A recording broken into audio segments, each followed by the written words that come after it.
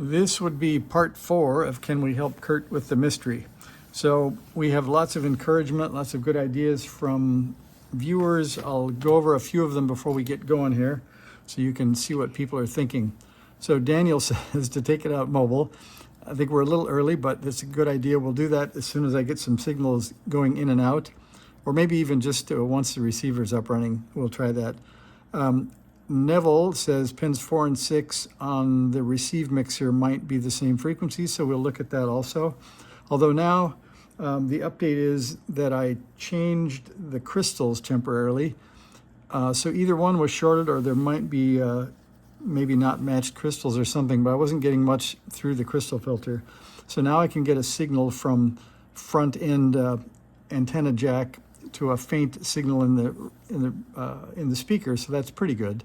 We have a lot of work to do before that, I think. And Daniel thinks we need some debugging in the input signal path, and I agree, we're going to do that tonight. Steve noticed missing ferrite bead on Q6, and that's true. We'll get that in there when we get going on the transmitter. And then check C23, because apparently Curt swapped that out from a 2 to a 10, which I think should be fine, because I think we have audio now. But I'll look at that, and we will actually look at the audio response before we give up on it and give it back to Curt. And Daniel just gave some encouraging comments on liking the Elmer idea, so thanks. I'm enjoying it, having fun with this. And then actually there were 2 Daniels here. I didn't put call signs or last names. We'll want to check C16 for the question of a 473 versus a 47, could be 0, could be parentheses, or a 47J. Also C14. And then the last one was to put a spacer of any kind under the crystal while we solder the crystals in, which I think is a good idea. I generally put the crystal leads out at an angle like that and then hang the board upside down while I solder. But either way would give you some space under the crystal. Okay, next we'll get right onto Curt's board. So let's see, you can notice that there are some shiny crystals. They're a little crooked, but they're up from the board just a hair, which helps because I'm probably going to take them out. I've left them long so far, which isn't great hygiene, but that's good for right now. I've also temporarily, with a kind of a bad joint, put a ground in the middle here that I can hang probes on to show you guys some things easier. So one thing I'll show you first, I won't zoom in, but we'll do it quickly just so you can see what I did. So I connect up the ground and the signal generator to the input jack. I also switch in the dummy load, which means the generator is driving 50 ohms, which it doesn't seem to like too much. Let's see, the generator is right now set on 130 millivolts, and it looks pretty close when we are disconnected from the antenna jack, but it's quite a lot lower now. And let's see if we can get a measurement here. I think we need a ground. That looks pretty ugly. Okay, one more try with a ground.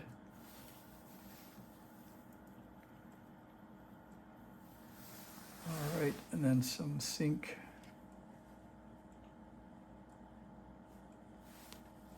Oops, we're on the 200 millivolt scale, so we'll go down here. Okay, now you've got a signal.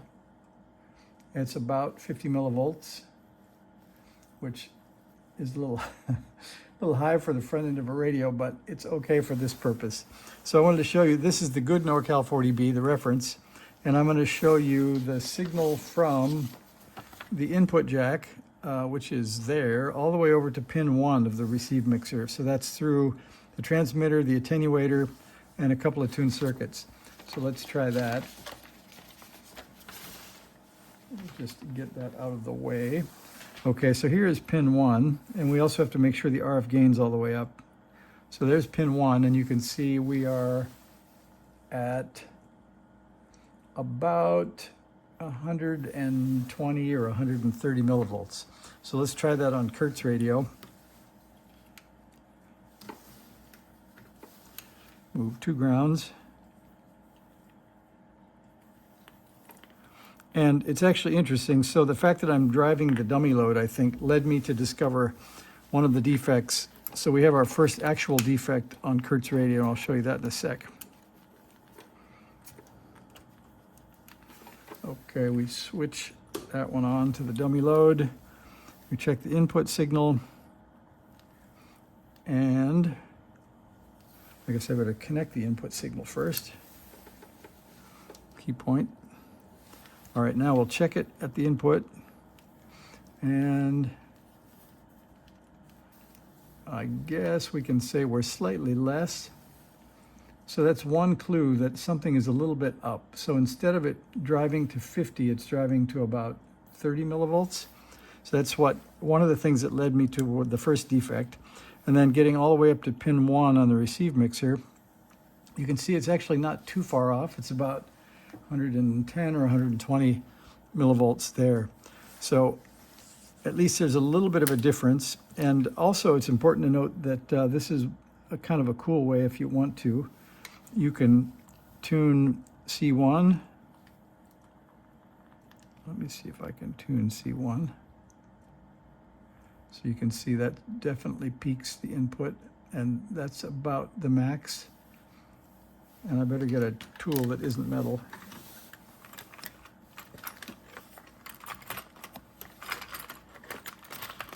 It was here a minute ago. Here it is. Not a great one, but it'll do, I guess.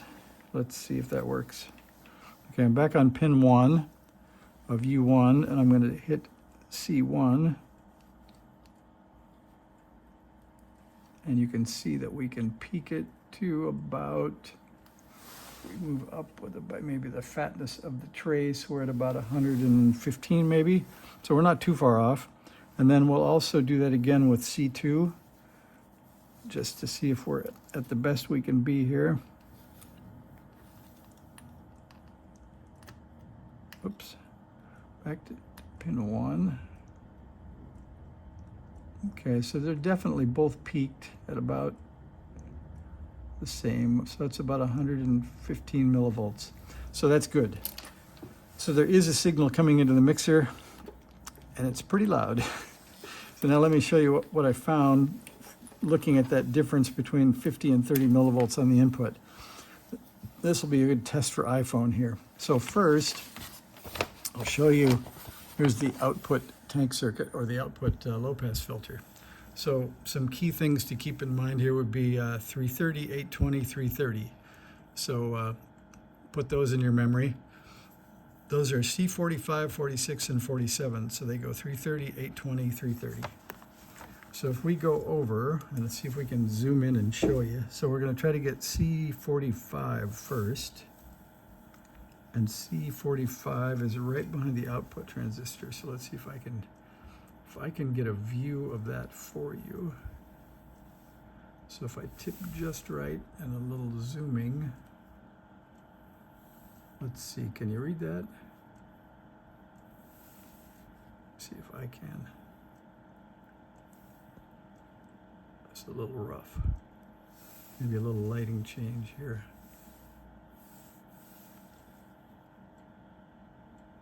Okay, there is a 391, I believe.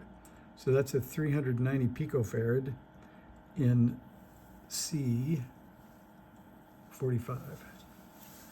So let's get out the red pen here. So this would be right there. That means that this is a 390. So I'm going to write that under it. And then we're going to go look for C46, which is supposed to be an 820. So hopefully I'm not pulling your eyes out of the socket, but we're going to go looking for C46. And it's in pretty good view right over there. And I'll get the light just right. And you can see C46, it's supposed to be an 820, is actually a 102. So that's a 0.001. That might cause some heartache with the low-pass filter. So I'll put the 102 down for that one. So we've got two parts to change. And then C47, which is the output cap on the low pass filter. Let's see if we can get you there. C47.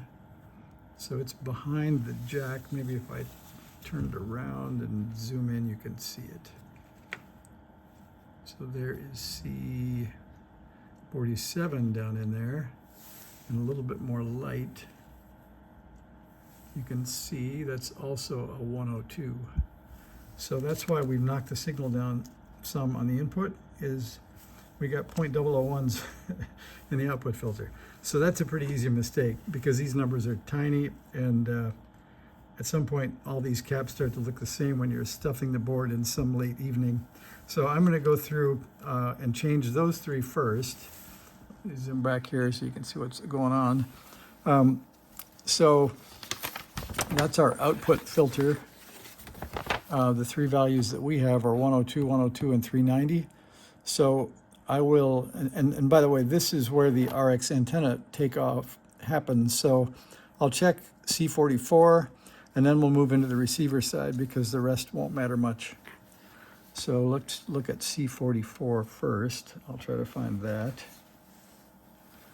All right, and C44 is right down between the two toroids right there. And you can see that is a 471, so that's a 470 picofarad. And it should be a 0.047, where are we? Right there. So it is a 471. So it's a 470 picofarad instead of a 0.047. So we need a little bit more output capacitor there too. So that should be a 473 because if you get onto the zeros here, this is the 473, 472, 471. So let's see, the 473 anyway is 3 digits over, and the 471 is a 470 picofarad. I've covered that, I guess, other places. I didn't do that well tonight, but we'll get back to that at some point. Anyway, we've got 3 caps to change, and then we can go back and look at the input of the receiver. And let's see, we'll zoom back again. So this is where we come in with RX antenna. So we know that C1 is correct. That's a 50 picofarad trimmer. And I've seen this 15 microhenry is correct. That is L1. And you can see L1 actually is an 18 microhenry. So it shouldn't really matter. I think that either a 15 or an 18 would peak with a 50 picofarad cap. But we will take note that L1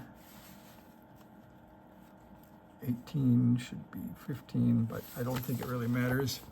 And then the only other thing in the signal path is T2 and C4. So we'll look at, I think T2 looks like it was wound pretty well. And then we need to find C4. And I think should be the input of U1. Oh, there he is, C4. Let's see what we find.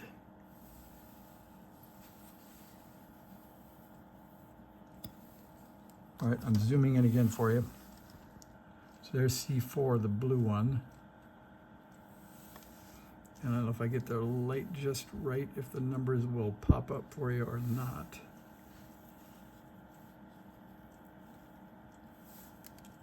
But it looks to me,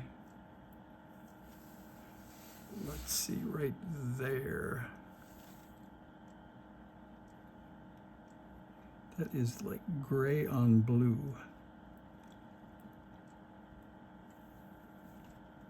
What do you see? Let's see if we can get the phone to focus back there.